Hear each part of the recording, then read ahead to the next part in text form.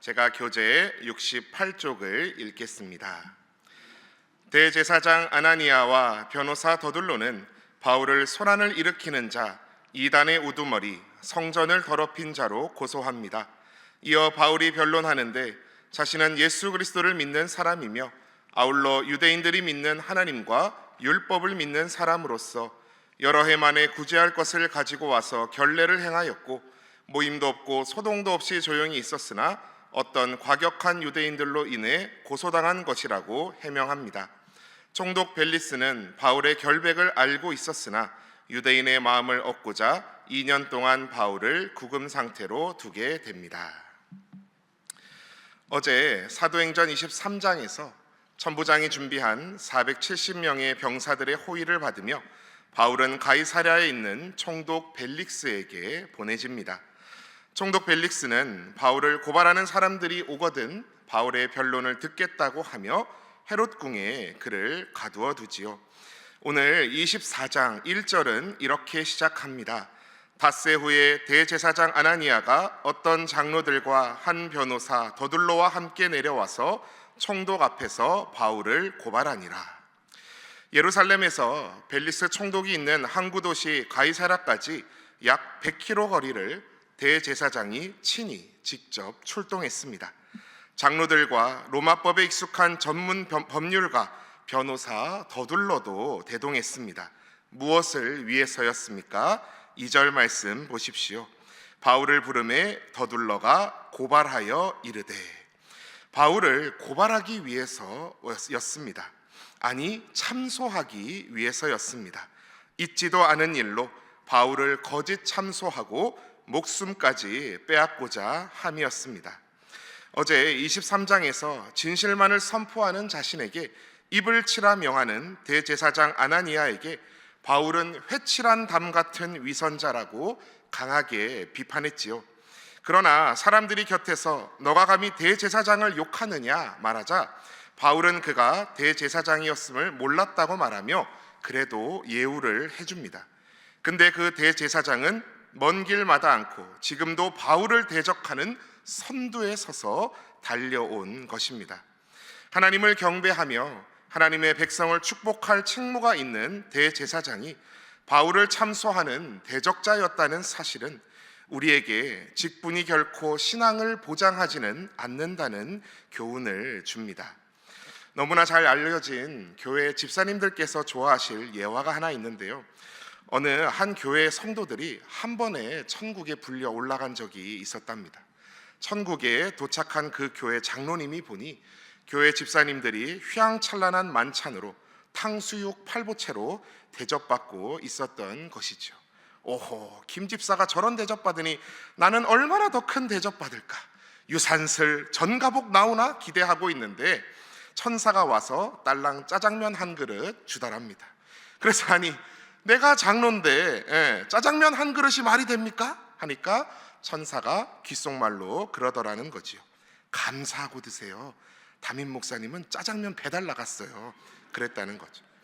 우스개 이야기지만 목사인 저부터가 그 안에 있는 뼈 있는 교훈을 새겨듣게 되는 이야기입니다. 우리는 쉽게 그 사람의 직책으로 그 사람을 판단합니다. 또 나는 교인이니까, 성도니까 당연히 구원받고 천국까지 생각합니다. 믿음으로 구원받는 것이 틀렸다는 말은 아닙니다.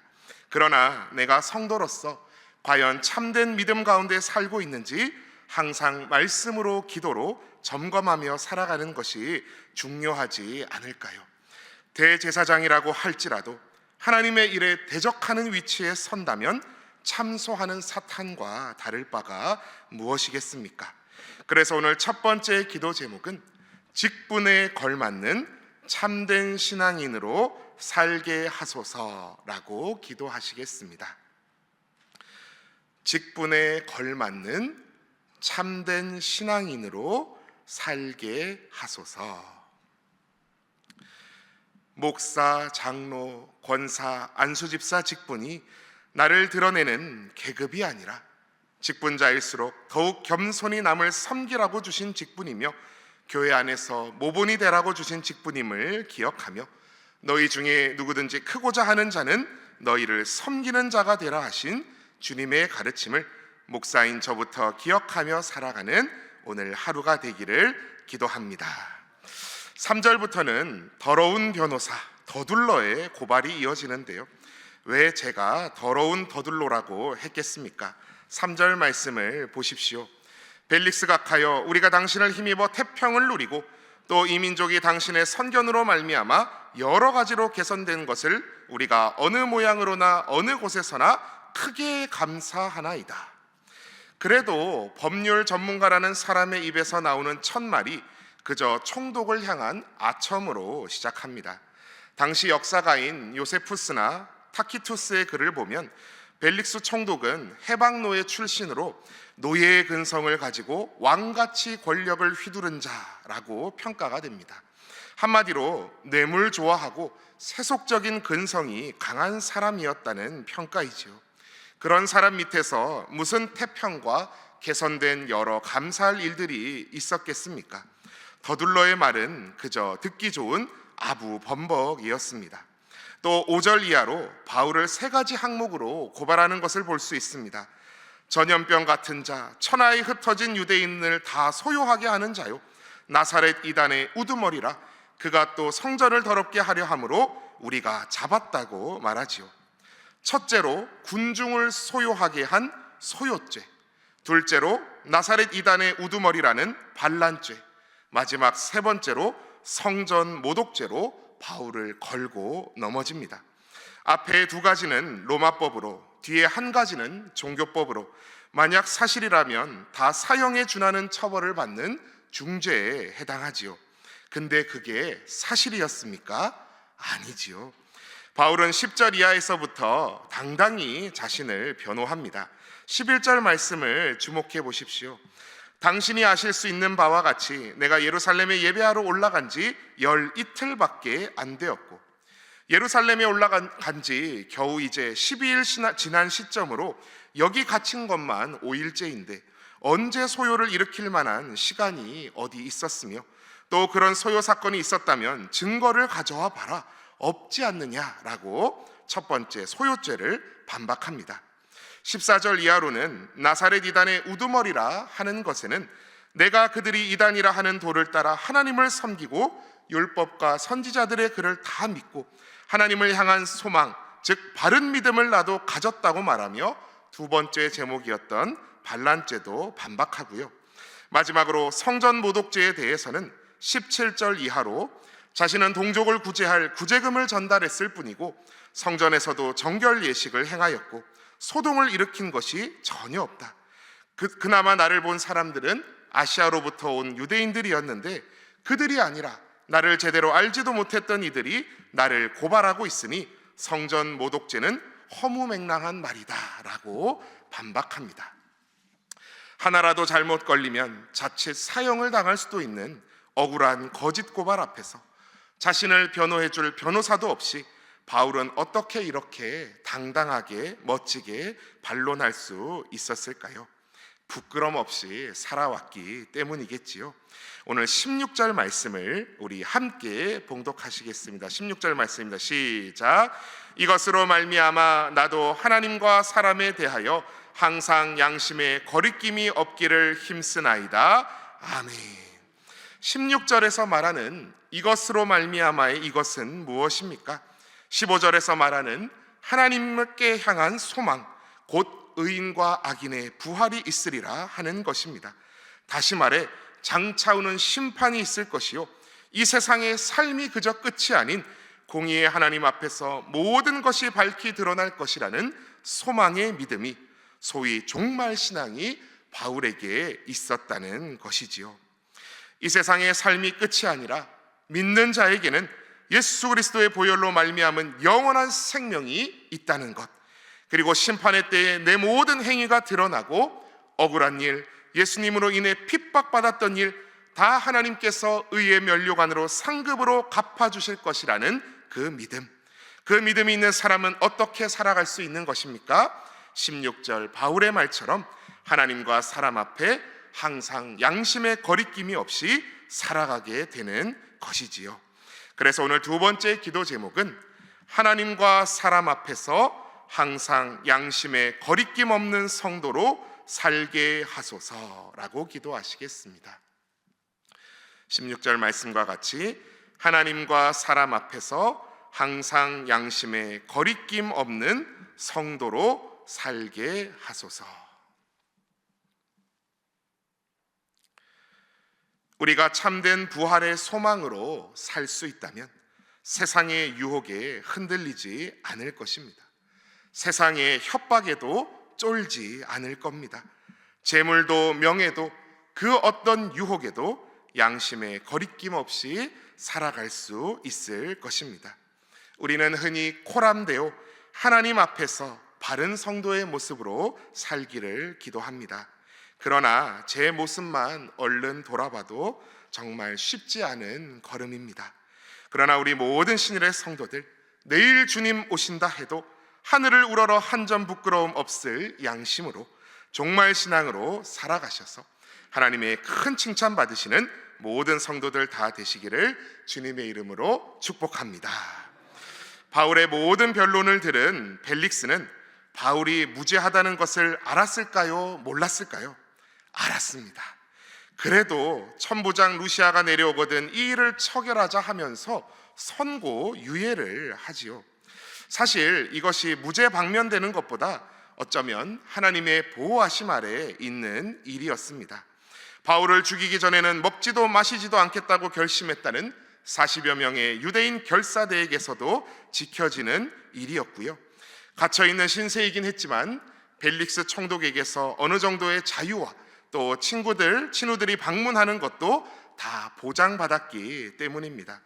바울은 여기서 결국 2년 동안 갇혀있게 되지만 그동안 전도 여행으로 지친 몸도 조금은 회복할 수 있었을 것이고 신앙의 동역자들과 만나 편지나 소식도 주고받으며 로마로 향한 그 마음도 더 차분히 준비할 수 있었을 것입니다. 하나님이 하시는 일들은 우리의 기대와 달라 보여도 항상 놀랍게 인도하시는 줄 믿습니다.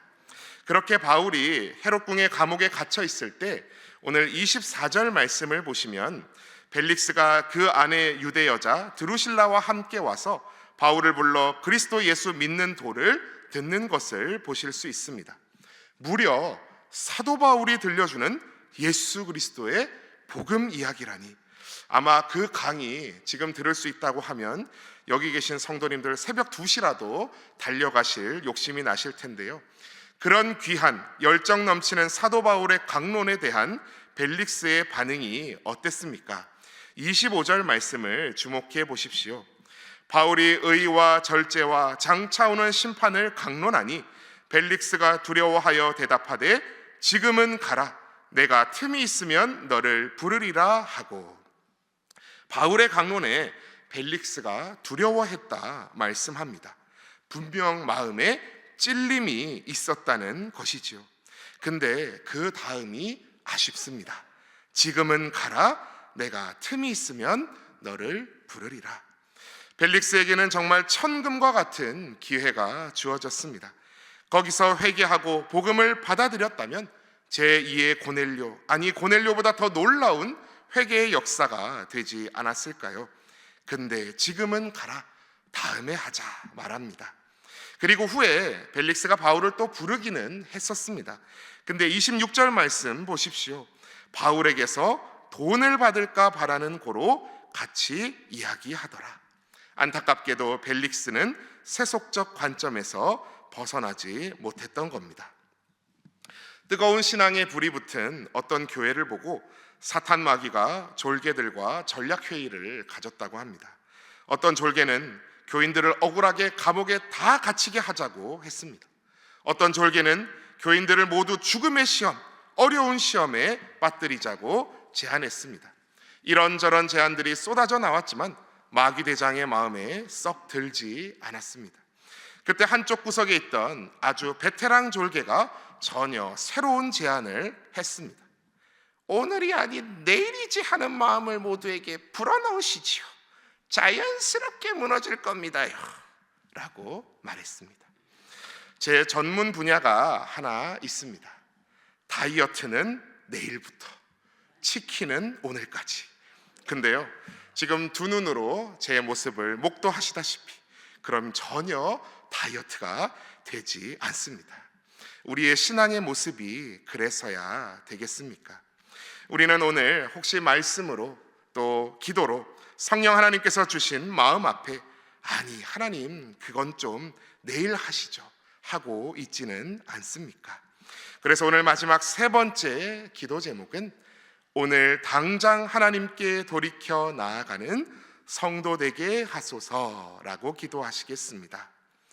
오늘 당장 하나님께 돌이켜 나아가는 성도 되게 하소서.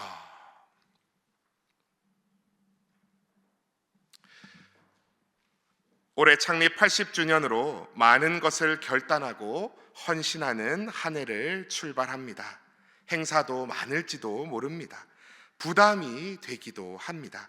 그러나 위임 목사님 말씀하셨다시피 이때 아니면 또 언제 해보겠습니까? 느헤미야 52일 특세도 다른 교회에서 40일 특세는 받지만 이거 안 되지 않나 했지만 하니까 또 다 되지 않았습니까? 못해요 모태신앙이에요 하다가 질질 끌려가는 신앙생활이 아니라 완전히 하나님께 돌이켜 표대를 향해 한번 멋지게 달려갔던 사도 바울의 인생 같은 우리의 믿음의 걸음걸음 다 되시기를 주님의 이름으로 축원합니다. 이 시간 우리 함께 기도할 때에 앞서 나눈 세 가지 기도 제목을 놓고 함께 기도하기 원합니다. 첫 번째로는 직분에 걸맞는 참된 신앙인으로 살게 하소서 기도하여 주시고, 두 번째로는 하나님과 사람 앞에서 항상 양심에 거리낌 없는 성도로 살게 하소서, 마지막 세 번째로는 오늘 당장 하나님께 돌이켜 나아가는 결단하는 성도 되게 하소서 기도하여 주시고, 특별히 내일 기쁨의 주일을 향해 나아갑니다. 예수님의 안목이라는 제아의 말씀으로 말씀 준비하시는 위임 목사님 강단 오르시는 순간까지 성령 하나님 함께 하시고 모든 말씀 준비 가운데 힘과 능력 주시기를 기도하여 주시고, 또 내일 주일을 위해 준비하는 신일 깔끔이를 비롯한 모든 손길 가운데 함께하여 달라고 기도하여 주시고, 다음 세대 교육부 모든 예배 가운데도 큰 은혜 부어주시길, 또 각자의 소원하시는 모든 기도 제목들 놓고 이 시간 함께 주님 이름 외치며 기도하며 나아가시겠습니다. 주여 믿습니다. 주여 믿습니다. 주여 믿습니다.